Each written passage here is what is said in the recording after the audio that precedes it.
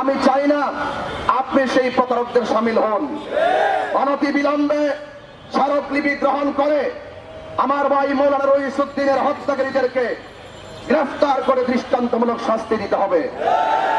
আর যদি দৃষ্টান্তমূলক শাস্তি দেওয়া না হয়, আপনি ভালো করেই জানেন এই সেই ঢাকার প্রেস ক্লাব 4-5 জায়গায় বাধা দিয়েও কিন্তু আমাদেরকে দাবি রাখতে পারে নাই।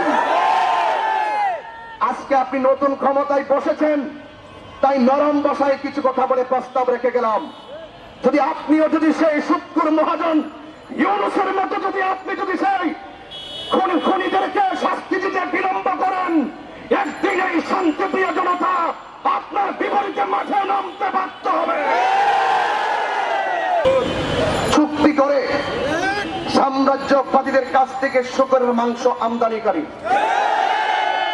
ওই সময় কে ক্ষমতায় ছিল? ওই সময়ে ক্ষমতায় সে ছিল যেই ব্যক্তি হলো মব ভায়োলেন্সের প্রতিষ্ঠাকারী।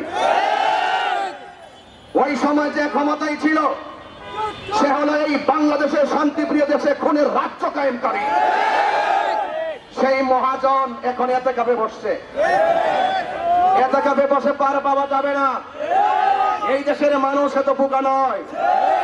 এই জন্য আমি পরিষ্কার ভাষায় আমরা দায়িত্বহীন ভাবে প্রতিবাদ করেছি, কিন্তু ডক্টর ইউনূস ইচ্ছে করলে 24 ঘন্টার ভিতরে আসামি ধরতে পারত, কিন্তু আসামি ধরে নাই। এমনকি মামলাটা নিতে পর্যন্ত গড়িমসি করেছে। এই জন্য কথা হলো একটাই, যে হাত খুন করে যদি এই দেশে যদি সুষ্ঠু বিচার না করা হয়, যেই হাত খুন করে সেই হাত রাখবো না ইনশাআল্লাহ। পরিষ্কার কথা হলো। এবং একের পর এক রইসুদ্দিনের হত্যাকারীদের বিচারের দাবিতে চট্টগ্রাম যখন শান্তিপ্রিয় প্রতিবাদ মিছিল চলছিল, সেখানে আবার পুনরায় আমার ভাইদেরকে রক্তাক্ত করা হয়েছিল। সেটাও ওই মহাজন ইউনূসের আমলেই। এই জন্য আমি বলবো, এই ইউনূস এই দেশকে, দেশের মানুষের আবেগ নিয়ে খেলা করে এই দেশটাকে খুনের রাজ্য প্রতিষ্ঠা করেছে। সত্য মাননীয় প্রধানমন্ত্রী জনাব তারেক রহমান সাহেব, আপনি বসেছেন 2 মাস হয়েছে।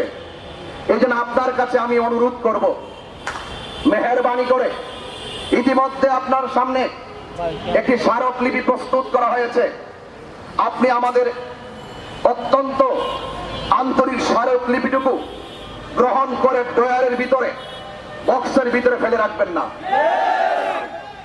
এই স্মারকলিপি হাতে গ্রহণ করে অপরাধীদেরকে তাৎক্ষণিকভাবে বিচারের আওতায় আনতে হবে, তাদেরকে গ্রেফতার করতে হবে এবং পাশাপাশি তাদেরকে দৃশ্যমান শাস্তি প্রদান করে আমাদের অন্তরে যে পিপাসা, সেই পিপাসাকে নিবারণ করতে হবে। আর যদি এর ব্যতিক্রম করেন, আমরা এই দেশের শত্রু নয়, আমরা এই